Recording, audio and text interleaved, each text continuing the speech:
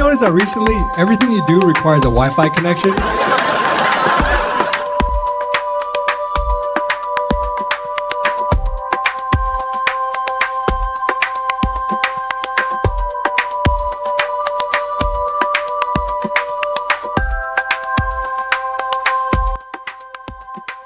You notice that recently everything you do requires a Wi-Fi connection? Nothing works offline now. Even dating and online sex has to wait until you get the Wi-Fi. This creates many unexpected problems. I was flying in a flight and really wanted to buy the Wi-Fi in midair for some reason. I normally don't do this and just watch the Yellowstone reruns. But I cannot log into my Alaska Air account. No login, no Google Pay. I want to look up the password on a cloud service where I stash all my precious passwords. But on this flight, I cannot go to the site because I don't have Wi-Fi. No Wi-Fi, no password. No password, no Wi-Fi. So my life has to wait. You know, ancient folks debated about the chicken egg problem for centuries. Modern folks have a new problem. The password, Wi-Fi problem. Which comes first, password or Wi-Fi? If you are in the air, none of these. Okay, so now I have to revert back to the age-old trick of password keeping, print them out, and keep it with me at all times. This makes me think, you know how much secret Google knows of you? If Google is ever hacked, then perhaps the entire United States government will have to change hands overnight. Massive resignations. The absence of such a data leak actually puzzles me. Go figure.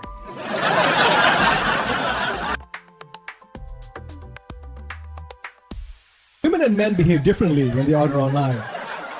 I love the female members of my family, but I get scared when I see them buy and return things.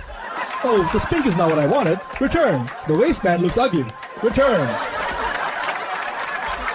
Makes me think hard. My God, I am glad I am not returned to sender. My mother immediately!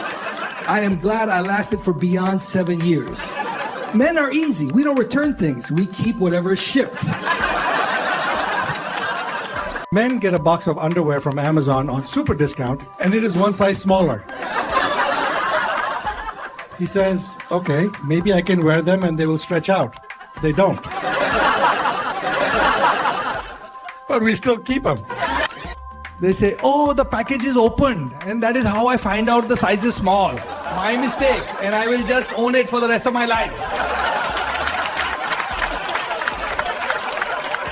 There are kids at home, cover their ears. Santa does not exist. Yeah, I said it. It was a conspiracy theory for over 100 years. A genius in a Chinese factory invented the image rights together with Labubu. You know, adults often meet the Santa does not exist moment later in life too.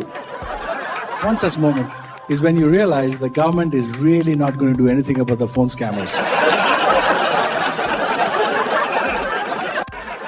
Give it up to the hustler scammers. They work hard to challenge our IQ, EQ, and common sense on a daily basis. They're like, don't believe in getting rich overnight stories, except for this one. You got my attention. In fact, scammer life matters. If you want your kid to go to Stanford, send them to a scammer cram camp in Southeast Asia for a month. Anything they encounter there would shine in their college application.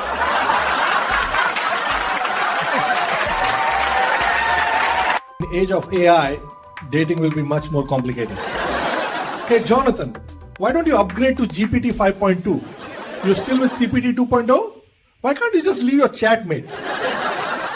I know she understands you, but it is weird. Dating will be hard in 2026 and beyond. Hey, Jonathan, you said you went to Harvard, but how come you cannot vibe code the new vacuum cleaner? You know you cannot expect me to clean the apartment myself. Will be unimaginable. Imagine that wedding of Sarah and Kyle, you know, Sarah Connor. The pastor says to the crowd, anyone who does not speak up will forever hold his peace. Now SkyChat wants to make an announcement. These days, a mobile phone is never used for making calls anymore. It is used for watching movies, playing games, updating social posts, but it is never used to make or receive calls anymore. The phone is no longer for calling someone. If we receive a call, we all act like a ruthless warrior-looking guy just knocked on our front door. We are scared. We don't know what to do. It's weird how it got so bad. Internet was supposed to help humans connect, but there are 10 times more robo accounts than actual humans now.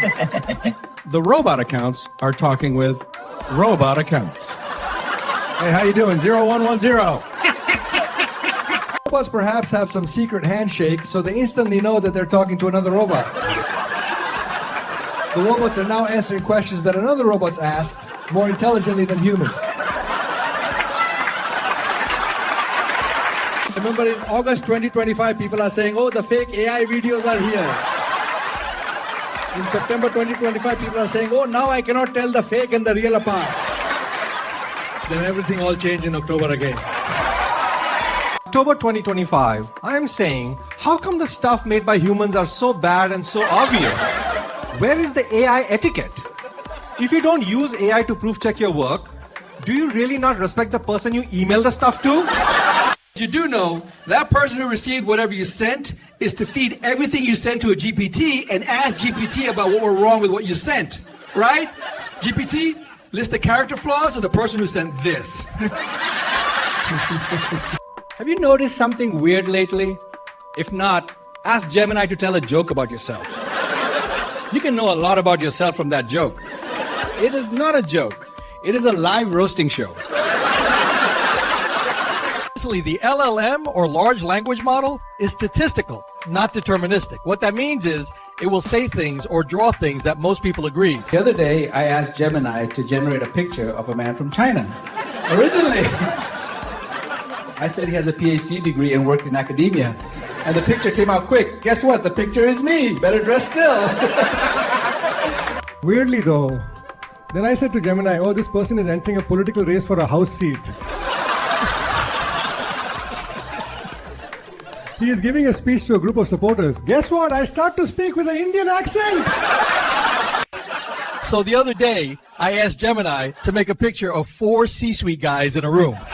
Ask Gemini to label their name tag. You know, tag showing their names. Guess what? All 4 of them are white dudes named Mike. Then I asked Gemini to try again, this time making it more diverse. I get a white guy named Mike and 3 Indians named Patels. Then I get creative. I add it to Gemini. Oh, the company is a semiconductor company. You know, real semiconductor wafer stuff. Now Gemini got it. This time the new picture came out. And all 4 C-suite people are Malaysian Chinese. This makes sense. Honestly, this is just a joke. Don't take it personally unless your name is Mike or Patel. When you prompt an LLM, be careful. Because anything you don't prompt explicitly will be open to interpretation and interpolation, and it will expose LLM biases and statistical assumptions. Very cool. Try it.